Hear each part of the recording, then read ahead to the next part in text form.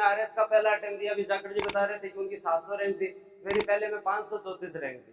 तो 534 रैंक क्या होता है कि 750 वैकेंसी और 534 रैंक, तो गांव का आदमी नहीं लगा सिलेक्शन हो गया, आई लगा भी 750 पद और जो है वो रैंक 534, तो सिलेक्शन हो गए, तो सिलेक्शन हो गए तो जागरण करो आपने, तो जागरण सो हमने डीजे बजवा दियो, सापा फिरा दिया सारा काम हो गया। उसके बाद में किसी भले मानस से मैंने पूछा तो उन्होंने कहा कि इसमें तो जो है वो आपका वो कुछ मिलेगा ही नहीं। वो ऐसे कैसे नहीं मिलेगा, मैं तो 534 रहेंगे, कुछ तो मिलना चाहिए, बेरोजगारी तो खत्म हो गए, कुछ तो मिले। नहीं नहीं कुछ नहीं मिलेगा। पहले दिन ही मेरे को हमारे यहाँ से सिलेक्टेड थे अकाउंट सर्विस में, नहीं एससीटीयू है, उन्होंने विजय बदाल सर है, उन्होंने मेरे को कहा यार तेरे को कुछ नहीं मिला। मैं सर सही बताओ, 2 बार वापस देख लो। बताओ ऐसे कैसे, मैं तो मतलब ऐसे कल से नई ड्रेस लेके आऊँ, सिलेक्शन हुआ है, जागरण वागरण चल रहे हैं, यहाँ पे स्वामी बोल दी, कुछ तो बताओ।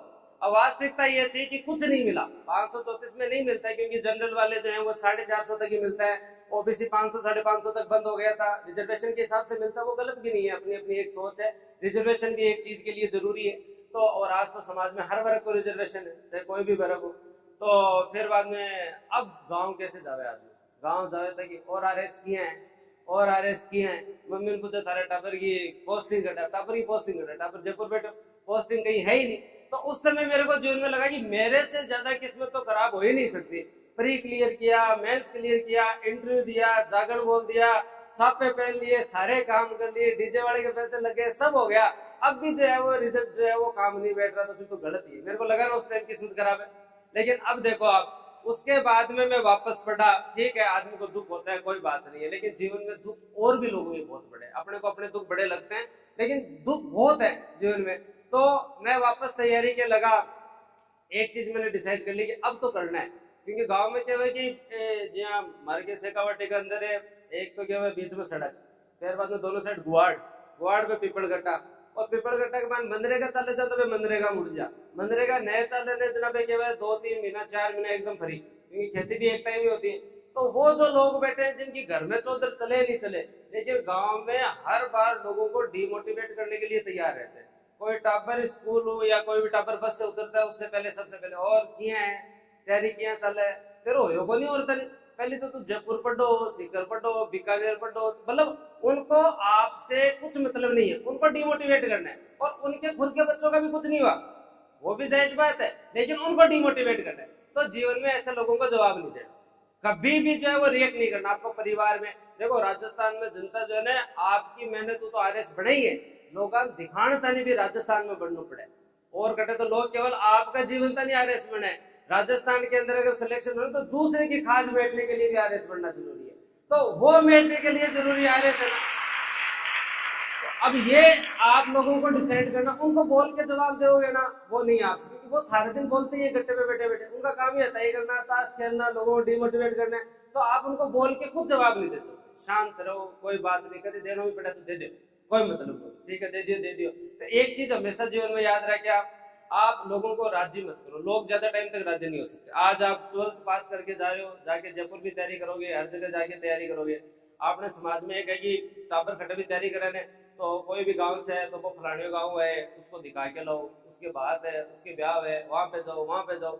सामाजिक होना जरूरी है, लेकिन तैयारी वाले टाइम जो है ना, थोड़े से असामाजिक हो जाओ। असामाजिक का मतलब अपन भाटा को फेंकना कोई पर, असामाजिक का मतलब एक गांव की जगह उधार है, समाज की जगह उधार है, आप बाद में कर बड़े स्तर पर कर कोई का ब्याह में जाचे ना बढ़िया बाल लिखा रहे बाद में, अगला भी तेरे ब्याह में को नहीं, तेरे दसोटन में आ जाए, बाद में आ जाएंगे। एक बार अपने को ये काम नहीं करना, क्योंकि अपन जब किसी की शादी में 2 दिन 3 दिन के लिए जाते हैं ना, तो वो रिदम पूरा 5 7 10 दिन पूरे बिगड़ जाते हैं। आपको उस समय लगता है कि ये नाराज हो जाएगा, लगता है ना कि इसके नहीं गए नाराज, तो मन में सोच लो कि अगर ते अधिकारी बन गया तो थे अटैबेटे बताओ, कोई एसडीएम नाराज हो गया, साहब से नाराज है क्या कोई बताओ? कोई नाराज नहीं है ना, मन में है तो भी बारूद तो बोले। कलेक्टर साहब से कोई नाराज है क्या? कोई नाराज नहीं है ना। तो तुम अधिकारी बढ़ जाओगे तो तुमसे कोई नाराज नहीं होगा, एक थानेदार से, एक कलेक्टर से, एक एसडीएम से कभी कोई नाराज होता ही नहीं है। अपने को तो केवल और केवल किस चीज पे ध्यान देना है?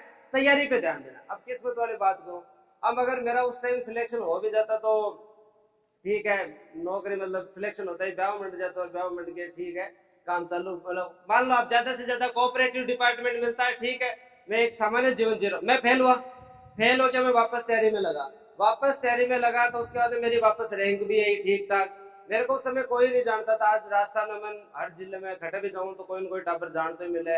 आज एजुकेशन के अंदर जो है वो व्यूज आते रहते हैं, बच्चे जानते हैं, ठीक है। कोई आदमी अंततः चाहता क्या है कि उसे कोई जाने पहचाने, एक चीज तो ये।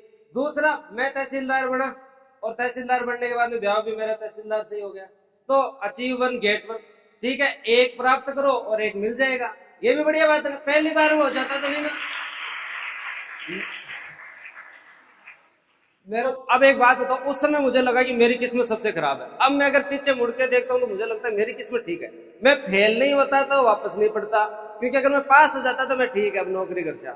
मैं फेल हुआ तो मैं वापस पढ़ा, खुद भी बना, एक बड़ी भी आ भी गई, घर में ठीक काम, ठीक है। उसके साथ साथ आप लोग जानने भी लगे, आज एजुकेशन सिस्टम में ठीक ठाक लोग मुझे जानते भी है। तो कभी भी किस्मत के खराब होने के बारे में नहीं सोचा। एक बार लगता है, इंसान को दुख होता है, लेकिन सोचना है, ठीक है।